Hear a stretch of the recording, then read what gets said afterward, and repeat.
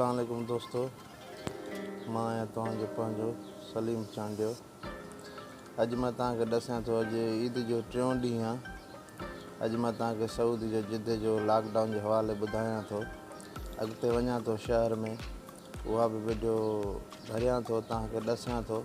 ॾिसो सऊदी जो हाल हवाल, सूरत हाल ॾिसो त हितां जो लॉकडाउन कीअं आहे, छा आहे छा न आहे। अॻिते मां वञां थो, तव्हां सभु कुझु भरे उहो वरी पोइ मोकिलियां थो तव्हां ॾे। ठीकु आहे, हलूं था अॻिते, मिलूं था तव्हां सां वरी।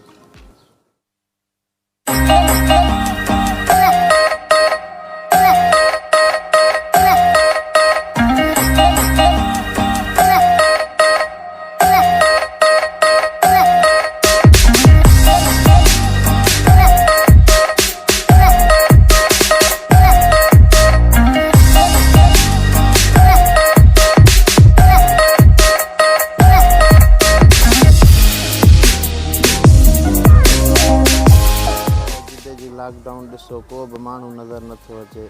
घटि आहिनि माण्हू, तमामु घटि आहिनि। सो बि 9 खां 5 ताईं खुलियल बि आहे शहर, उन जे बावजूदि बि तव्हांखे माण्हू नज़र न ईंदा।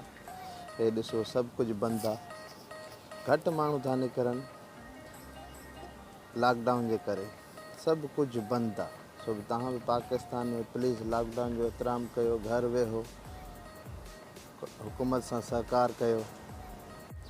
दोस्तों, हीअ आहे असांजे हारे जी मस्जिद मकरूना जी जिद्दे में, जिथे 2 महीना थी विया आहिनि मुसलसल निमाज़ न थींदी आहे। आज़ान त अचे थी पर निमाज़ न थींदी आहे। बसि मौलवी ईंदो आहे, आज़ान ॾेई ऐं हलियो वेंदो आहे। 2 महीना मुसलसल थी विया आहिनि, हीअ मस्जिद बंदि आहे, सिर्फ़ु आज़ान ईंदी आहे। अॻिते बि हलूं था, शहर थोरो अॻिते हलूं था, उतां जो मां तव्हांखे ॾेखारियां थो माहौल छा आहे रोड जो। रोड ते बि जेके बि आहे शइ सभु कुझु तव्हांखे ॾसियां थो।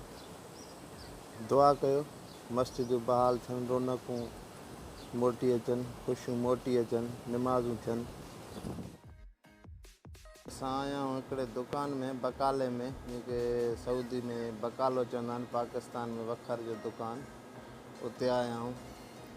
कुझु वठूं था पीअण जे लाइ, ॾाढी गर्मी हुई ॿाहिरि, सो उन जे करे कुझु खणूं था। दोस्तों, खणूं था कुझु पीअण जे लाइ, गर्मी हुई ॾाढी ॿाहिरि, हिन जे लाइ कोल्ड ड्रिंक।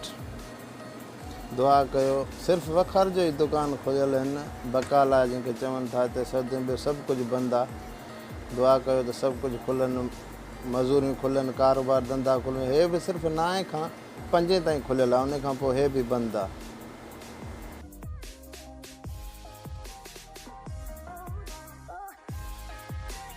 ॾिसो, तव्हांखे परे परे ताईं माण्हू नज़र न ईंदा, हेॾो लॉकडाउन जो हिते असरु आहे। तो दोस्तों, दुआ कयो रौनकूं मोटी अचनि, धंधा रोज़गार खुलनि, मज़ूर माण्हू ॾाढो परेशान आहिनि, कारोबार बंदि आहिनि। इन जे करे तव्हां बि कुझु एतिराम कयो लॉकडाउन जो, पाकिस्तान जी हुकूमत सां सहकार कयो, घर वेहो। अलाह मालिक आहे, सभु कुझु थींदो, धंधा रोज़गार सभु बहाल थींदा इंशाअल्लाह।